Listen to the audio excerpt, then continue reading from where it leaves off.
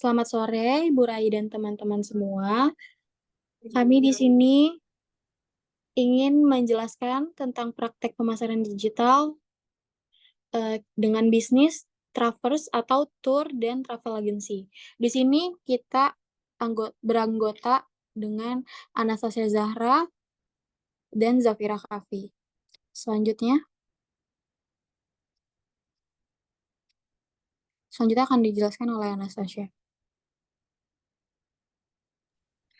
Yang pertama dia latar belakang, jadi kami mengusungkan bisnis travel agency, di mana bisnis ini bergerak di bidang jasa perjalanan wisata. Jadi tujuannya itu untuk membantu masyarakat merencanakan, mengatur, dan menjalani perjalanan wisata baik domestik maupun internasional. Jadi kan pada masa sekarang minat masyarakat terhadap pariwisata itu meningkat baik untuk tujuan rekreasi, bisnis maupun pendidikan. Jadi salah satu momen krusialnya juga ketika musim liburan sekolah yang mana bentar lagi ini udah musim liburan sekolah. Jadi itu bisa dimanfaatkan sebagai peluang untuk bisnis travel agent yang mana bisnis tersebut akan menyediakan berbagai paket wisata bagi anak sekolah maupun individu maupun keluarga. Nah, di sini ada juga logonya yang digunakan oleh Travers Tour and Travel Agency, di mana filosofinya sendiri ada logo bulat, yaitu melambangkan kesatuan dan kontinuitas. Jadi dengan adanya logo ini diharapkan nantinya industri ini bisa terus berlanjut dan ada juga lambang pesawat yang melambangkan perjalanan dan eksplorasi yang mana nantinya di sini Tour and Travel kami berusaha untuk menyediakan berbagai paket perjalanan wisata baik ekspor Indonesia maupun ke internasional. Nah, selanjutnya ada warna biru. Ini umumnya banyak digunakan oleh Tour and Travel di mana melambangkan kebebasan, ketenangan, dan juga kepercayaan. Jadi di sini harapan kami juga bisa meningkatkan kepercayaan bagi calon customer terhadap tour and travel kami. Lalu ada warna hijau juga yang melambangkan alam, kehidupan, dan kesejahteraan. Oke, wait. Selanjutnya ada visi misi. Ini langsung di Zafira ya. Oke, selanjutnya ada visi misi. Visi kita menjadi travel agency terkemuka yang dikenal akan berlayanan yang berkualitas tinggi, inovatif, dan memberikan kepuasan maksimal kepada pelanggan. Misi kita yang pertama ada di kualitas layanan yang menyediakan layanan perjalanan yang lengkap dan berkualitas tinggi. Yang kedua ada pengembangan produk. Kita akan menawarkan produk wisata yang inovatif dan menarik. Misal kita uh, memberikan paket-paket menarik nih tentang wisata agar target audiens tertarik dengan penawaran yang kita berikan. Yang ketiga ada kualitas SDM, yaitu memberikan pelayanan yang ramah, profesional, dan cepat tanggap terhadap kebutuhan pelanggan. Yang keempat ada berkolaborasi, menjalin kerjasama dengan berbagai pihak untuk meningkatkan kualitas layanan dan memperluas jaringan. Ini kita bisa berkolaborasi dengan berbagai layanan seperti restoran atau layanan jasa lainnya yang masih bersinggungan dengan kita. Terus yang kelima ada partisipasi, yaitu meningkatkan kesadaran dan partisipasi masyarakat dalam pariwisata yang berkelanjutan dan ramah lingkungan. Next.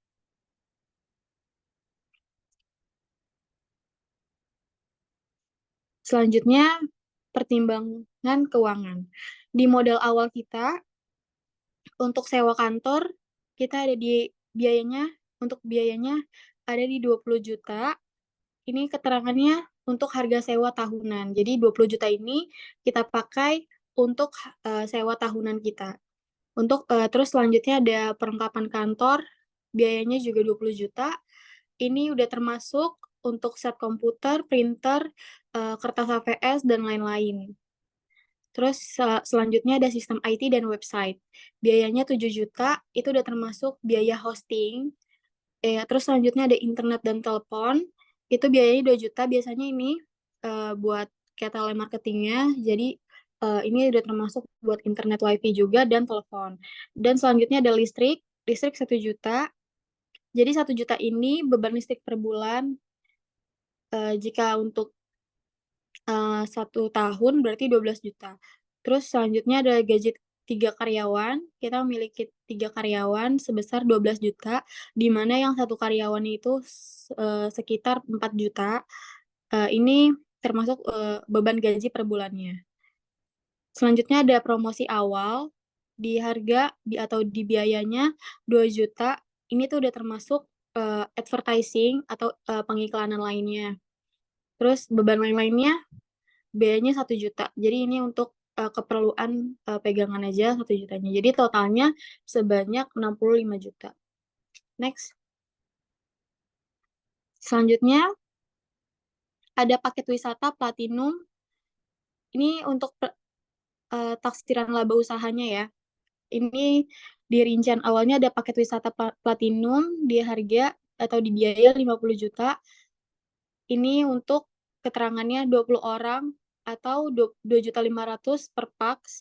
Terus ada paket wisata gold, biayanya 20 juta untuk 20 orang, jadi per pax-nya itu di harga 1 juta. Terus untuk paket wisata silver 15 juta untuk 20 orang, jadi per pax-nya itu 750.000. Terus ada paket wisata bronze, biayanya itu 10 juta untuk 20 orang, jadi per pax-nya itu 500.000. Layanan tambahannya 20 juta, ini untuk, akomodasi aja buat tiket hotel dan lain-lain. Terus jadi ada total pendapatannya sebesar perkiraan 115 juta dengan DPP pajak travel 10% di angka 11.500.000 dan pendapatan setelah pajaknya di angka 103.500.000 rupiah. Next. Selanjutnya ada segmentasi demografis. Jadi di sini target usia kita di angka 18 tahun sampai 55 tahun. Terus untuk gendernya, kita laki-laki dan perempuan. Jadi semua gender bisa memenuhi target pasar. Terus untuk pekerjaan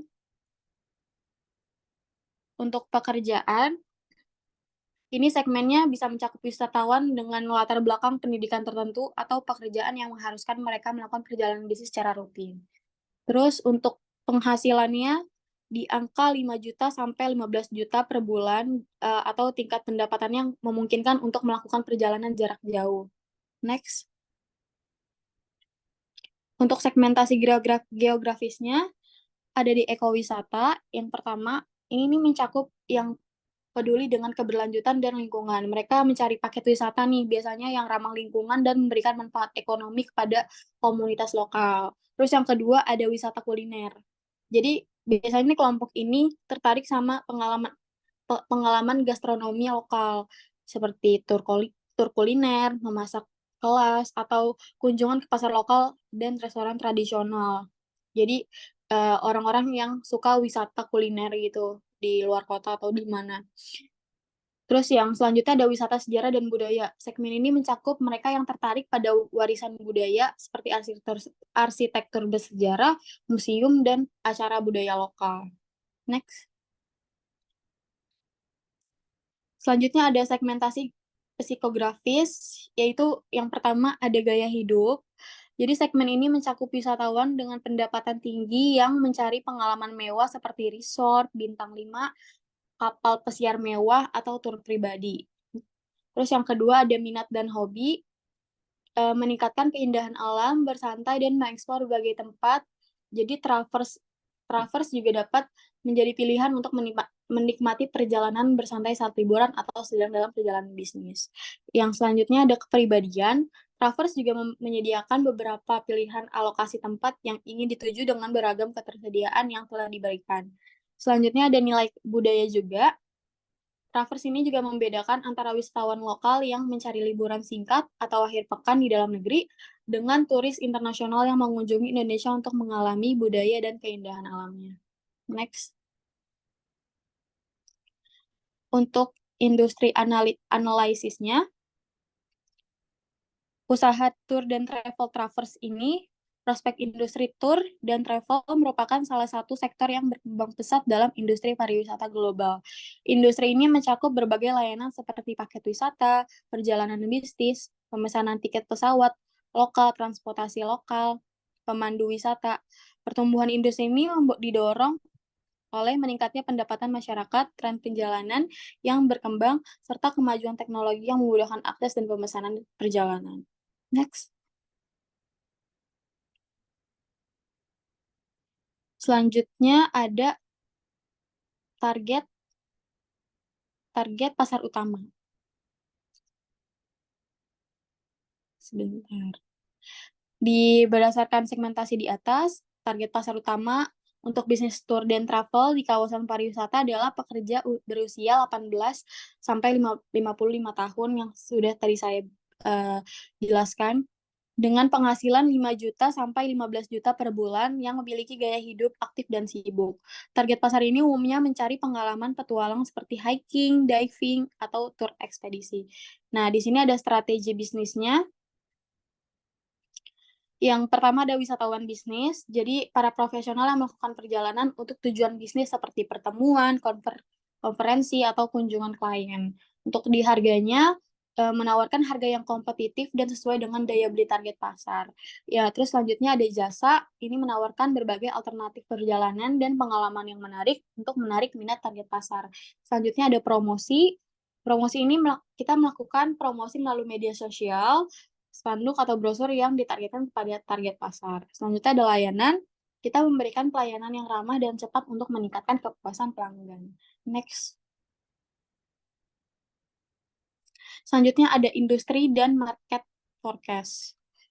Industri pariwisata diperkirakan akan terus tumbuh secara signifikan dalam beberapa tahun mendatang. Menurut World Travel and Tourist Council atau WTTC, berkontribusi langsung dan tidak langsung dari sektor pariwisata terhadap PDB global diperkirakan akan terus meningkat. Pasar wisatawan dari kawasan Asia Afrika diperkirakan akan terus meningkat, didorong oleh peningkatan pendapatan masyarakat, keinginan untuk mengalami budaya baru, dan kenyamanan untuk melakukan perjalanan internasional. Negara-negara seperti China, India, Jepang akan menjadi sumber utama tumbuhan dalam hal jumlah dan pengeluaran wisatawan. Next. Next ya.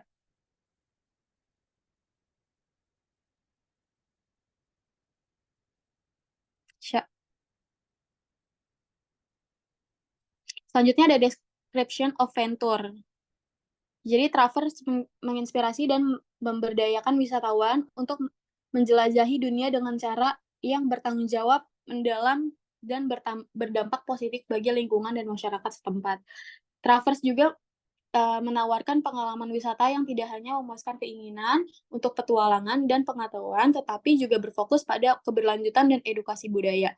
Kami menyediakan paket liburan yang dirancang khusus untuk memenuhi berbagai kebutuhan dan preferensi wisatawan, mulai dari petualangan ekstrim hingga wisata budaya yang mendalam. Tim manajemen terdiri dari individu berpengalaman di industri pariwisata dengan keahlian operasional. Dengan keahlian operasional, pemasaran, dan keuangan. Proyeksi keuangan menunjukkan peluang kurang dari 1 tahun. Jadi didasarkan pada asumsi pendapatan, biaya, dan tingkat pertumbuhan yang wajar. Next. Selanjutnya ada manufacturing proses. Jadi yang pertama ada proses riset dan pengembangan. Riset dan pengembangan ini pada produk wisata seperti mengidentifikasi tren perjalanan terbaru, preferensi pelanggan, dan potensi destinasi wisata. Yang kedua ada desain paket wisata, yaitu mengembangkan konsep paket wisata yang sesuai dengan temuan analisis pasar, memilih destinasi, aktivitas, akomodasi, dan transportasi yang akan disertakan dalam paket wisata. Terus yang ketiga ada kemitraan dan penyedia layanan. Ini bekerja sama dengan hotel, restoran, penyedia transportasi, dan pemandu wisata lokal. Terus next ada kontrak dan kesepakatan, yaitu menyusun kontrak dengan penyedia layanan untuk menetapkan syarat dan ketentuan kerjasama. Selanjutnya ada perencanaan dan logistik. ini membuat jadwal perjalanan yang rinci termasuk waktu keberangkatan, kegiatan harian, dan waktu bebas. Menyesuaikan jadwal berdasarkan musim, ketersediaan layanan, dan kenyamanan pelanggan. Next.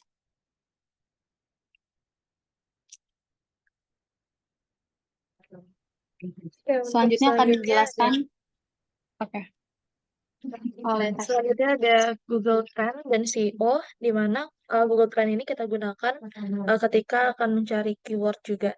Nah, di sini ada muncul ketika kita melakukan pencarian Google dengan keyword paket wisata, akan muncul beberapa rekomendasi seperti paket wisata Pulau Seribu, paket wisata Bandung, paket wisata Bali, Jogja, maupun lainnya. Nah, selanjutnya kita bisa langsung ke Google Trend ya. Di sini ada beberapa query terkait atau keywords terkait yang kita gunakan, yang mana ada 5 keywords. Yang pertama ada tour and travel, paket wisata Bandung, paket wisata Bali, dan juga paket wisata Jogja. Dari sini dari kurun waktu 90 hari terakhir, ya, diperlihatkan grafik sebagai berikut, yang mana minatnya itu seiring waktu mengalami fluktuatif ya. Jadi di sini emang paling banyak dicari itu yang tour and travel, dan juga untuk segmentasi demografisnya itu ada di lokasi Indonesia. Nah, ini untuk perbandingan perincian berdasarkan subwilayah, di mana untuk yang tertinggi itu di peringkat pertama ada Maluku Utara. Nah, kenapa Maluku Utara? Mungkin bisa jadi didasari oleh tingginya minat dari masyarakat di Maluku Utara untuk berwisata, baik itu ke Pulau Jawa, Bali, maupun lainnya. Jadi dari sini itulah mengapa Maluku Utara menjadi peringkat pertama yang memiliki minat tour travel. Selanjutnya diikuti oleh Gorontalo, Papua Barat, Kepulauan Riau, dan juga Sulawesi Tengah. Nah, berikut ada uh, keyword yang relevan lainnya yang muncul ketika kita melakukan di Google Trend, yang mana penggunaan keyword ini bertujuan untuk membantu mengubah audiens menjadi klien potensial, di mana keywordnya sendiri itu yang pertama topik terkaitnya ada perjalanan, lalu ada umroh, pariwisata, bisnis, dan juga haji, yang mana uh, perjalanan kan related ya, relate dengan tour and travel, dan juga untuk umroh dan haji, memang sekarang lagi deket-deketnya musim umroh dan haji, sehingga itu muncul sebagai topik terkait. Nah, kenapa sih kita menggunakan keyword yang relevan ini? Dan nantinya keyword ini bisa berguna untuk membantu mengubah audiens menjadi klien potensial, dan juga untuk membantu penulisan artikel maupun konten marketing kita, yang nantinya bisa juga di-hosting atau dikolaborasikan dengan postingan tamu yang mana berkolaborasi dengan influencer maupun di media sosial kita. Nah, di sebelah sini juga ada keyword-keyword yang top maupun rising. Top di mana muncul di keyword teratas. Yang pertama itu paling atas ada perjalanan dengan pencarian 100. Lalu juga ada di rising untuk paling pesat ada di Florida, dan juga di tour and travel. Terus selanjutnya, bentar.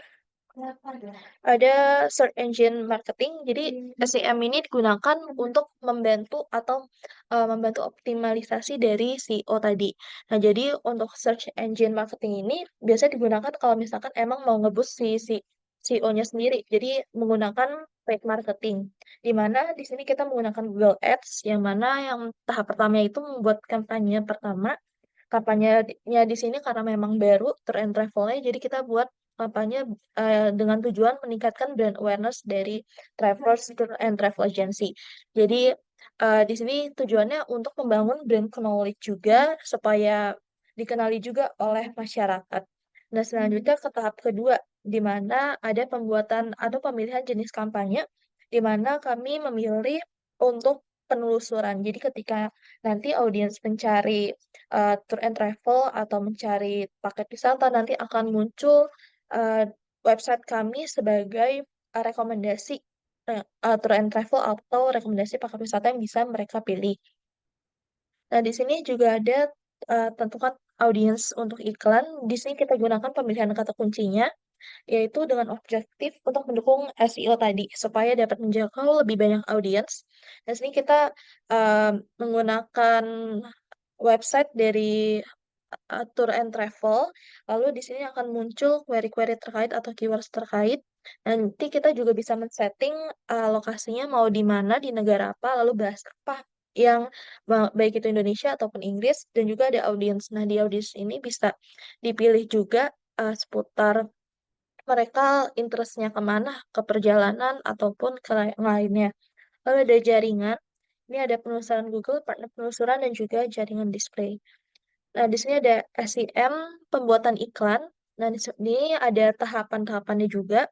Yang pertama itu memilih keyword iklannya dan juga deskripsi. Jadi diisi keyword dan juga deskripsinya supaya mudah dijangkau oleh audiens, meningkatkan peluang untuk dijangkau audiens. Nah, di sini kita ada bisa juga masukin momennya, kira-kira momennya mau dinaikin pas apa. Kalau misalkan pas lagi liburan sekolah, mungkin bisa pilih yang kembali ke sekolah ataupun nanti ketika kayak kemarin ada Idul Fitri, nah mereka bisa pemasangan itu di momen Idul Fitri juga ada pilihannya. Nah, selanjutnya ada bahasanya juga ada Indonesia, terus ini kita juga bisa atur kira-kira promosi apa yang mau kita kasih di sini. Jadi untuk di sini kita kasih promosi diskon 500.000 untuk pembelian paket wisata melalui iklan tersebut. Nah, adapun ini tampilannya seperti ini untuk diskonnya. Nah, sini juga ada strategi bidding atau anggaran. Jadi ketika di sini kita bisa alokasiin kira-kira anggaran berapa yang mau kita gunakan untuk mengiklankan tadi tour and travel tadi. Nah, di sini untuk biddingnya sendiri kita seperti yang tadi di anggaran awal kita CPC-nya cost per klik maksimum itu sebesar 2 juta. Yang dimana itu akan ada rata-rata harian 251.433 dengan target kliknya itu 3.159, di mana cost per klik rata-ratanya itu 558,26 untuk per kliknya. Jadi itu biaya yang dikeluarkan untuk per kliknya. Dan juga ada biaya mingguannya juga 1.763. Terus di sini kita juga ada penggunaan konten marketing yang mana nanti juga akan nge-link ke sosial media kita ataupun website kita. Ini ada contoh konten marketing yang kita gunakan, yaitu dengan tagline paket wisata ekonomis, jelajahi keindahan alam Jogja. Jadi memiliki beragam keindahan, daerah istimewa Yogyakarta seringkali menjadi tujuan wisata untuk berlibur. Berbagai destinasi indah mulai dari pantai eksotis, pegunungan sejuk, dan tempat bersejarah dapat dinikmati tanpa menguras kantong. Dengan harga terjangkau, paket wisata dan fasilitas lengkap dan berbagai kegiatan menarik ini bisa jadi pilihan yang tepat untukmu. Melalui konsep open trip, kamu berkesempatan untuk kenalan dengan peserta lainnya dan tidak menutup kemungkinan untuk bertemu jodoh. Nah, dari sini yuk daftarkan dirimu dan ciptakan kenangan. Nah, kita breakdown satu-satu di mana untuk yang di bold ini kita menggunakan query-query atau keywords yang memang sering muncul atau terkait dengan tour and travel, di mana daerah istimewa Yogyakarta dia juga muncul sebagai kota dengan pencarian tertinggi untuk wisata. Lalu ada paket wisata, trip, dan juga ada kata kunci liburan yang mana itu momen-momennya identik dengan tour and travel, yaitu ketika liburan. Dari sini kita juga menggunakan harga terjangkau karena biasanya kan mereka mencari ketika mencari pencarian itu pakai wisata murah atau pakai wisata terjangkau. Terus di sini ada juga CTE-nya, kita call to action di akhir, yaitu yuk daftarkan dirimu untuk mengajak audiens supaya mereka menggunakan tour and travel kita. Selanjutnya ada digital loyalty program, di mana dengan tujuan untuk meningkatkan loyalty dari pelanggan. Di sini kita ada 3 variasi, di mana yang pertama itu point based loyalty, di mana nantinya ketika setiap audiens melakukan pembelian paket wisata atau memberikan ulasan saja tentang perjalanan mereka, nanti mereka berkesempatan untuk mendapatkan poin. Jadi nanti poin tersebut bisa digunakan dan ditukarkan untuk voucher diskon paket wisata. Selanjutnya ada tier loyalty, di mana itu ada beberapa kategori premium, gold, silver, and bronze, dan peningkatan level tersebut nantinya bakal berdasarkan frekuensi pembelian paket wisata. Jadi ketika semakin banyak pembelian mereka paket wisatanya, maka akan semakin meningkat juga untuk tingkatan atau level dari kategori member tersebut. Nanti level sendiri bisa digunakan untuk mengklaim penawaran spesial seperti cashback maupun reward lainnya. Dan kita ada valuability, di mana sesuai dengan visinya, Travelers Tour and Travel berkomitmen terhadap berkelanjutan dan kesejahteraan manusia. Jadi ada pun 1,5% dari total pembelian nanti akan didonasikan dengan melalui upaya penghijauan atau donasi ke Palestina. Jadi di sini untuk meningkatkan juga keterlibatan dari konsumen dan meningkatkan awareness dari konsumen, jadi kita juga berkomitmen untuk membantu upaya berkelanjutan maupun upaya kemanusiaan. Di sini ada analisis SWOT, di mana yang pertama itu ada strength atau kekuatan. Melalui jaringan dan kemitraan, travel agent itu memiliki jaringan yang luas dengan maskapai penerbangan, hotel, penyediaan layanan wisata. Terus kekuatan lainnya ada di layanan yang dipersonalisasi, di mana layanan itu bisa disesuaikan juga dengan kebutuhan maupun preferensi dari pelanggan. Lalu ada pengalaman dan pengetahuan. Jadi, dengan pengalaman dan pengetahuan yang mendalam tentang destinasi, kita punya kekuatan untuk menyediakan travel yang berkualitas maupun terbaik untuk membantu dari audiens. Jadi ada reputasi dan kepercayaan, dengan reputasi baik tentunya dapat menarik lebih banyak pelanggan. Selain itu ada kelemahannya sendiri, yaitu ada ketergantungan pada pihak ketiga, di mana kita juga bekerja sama dengan maskapai dan hotel. Jadi ini kita ada ketergantungan juga. Kalau ada biaya operasional yang tinggi, di mana memerlukan investasi besar juga di pemasaran, teknologi, maupun SDM. Karena kita pastinya menggunakan juga dari segi website, kita juga gunain, dan biasanya untuk lebih besar itu di maintenance untuk websitenya. Serta ada rentan terhadap perubahan pasar. Jadi ketika ada fluktuasi harga tiket dan hotel, serta perubahan regulasi, tentunya bakal mempengaruhi bisnis. Biasanya kalau lagi di high season, itu biasanya akan fluktuasi juga dari harga tiket maupun hotel. Jadi ini nanti akan pengaruh dan kita juga harus siap terhadap segala perubahan yang ada. Selanjutnya ada kompetisi yang ketat. Yang kita ketahui agen perjalanan banyak banget dan ini juga akan menimbulkan saingan. Nah, yang ketiga ada peluang atau opportunities, di mana dengan adanya pertumbuhan pariwisata, maka minat masyarakat atau bepergian juga meningkat. Terus ada juga paket-paket wisata khusus juga menjadi peluang bagi kami, dan ada peningkatan layanan digital juga menjadi peluang karena dari platform digital kita bisa menjangkau lebih banyak audiens. Lalu ada ancaman atau threats, di mana pandemi dan krisis kesehatan seperti kemarin biasanya juga akan mempengaruhi. Lalu ada regulasi pemerintah tentang pariwisata juga akan mempengaruhi, dan juga ada ancaman terhadap preferensi pelanggan, di mana ada pergeseran layanan perjalanan mandiri atau online juga menjadi ancaman. Lalu ada bencana alam dan ketidakstabilan politik. Karena seperti yang kita ketahui, kalau bencana alam kan nggak bisa dihindari ya, jadi itu juga menjadikan suatu ancaman. Jadi ketika kita melakukan perjalanan atau kita juga harus lihat juga gimana situasi dan kondisi maupun cuaca di tempat tujuan kita. Jadi ada strategi mitigasi risiko. Jadi untuk menghadapi risiko-risiko tadi, kita ada beberapa strategi. Yang pertama, ketika menghadapi kelemahan, kita melakukan diversifikasi layanan, di mana menawarkan paket perjalanan yang mencakup berbagai jenis wisata, mau itu untuk keluarga, petualangan, atau bisnis, nanti kita akan diversifikasi lagi. Lalu ada pengembangan teknologi, kita bisa investasikan teknologi untuk meningkatkan operasional dan pengalaman pelanggan.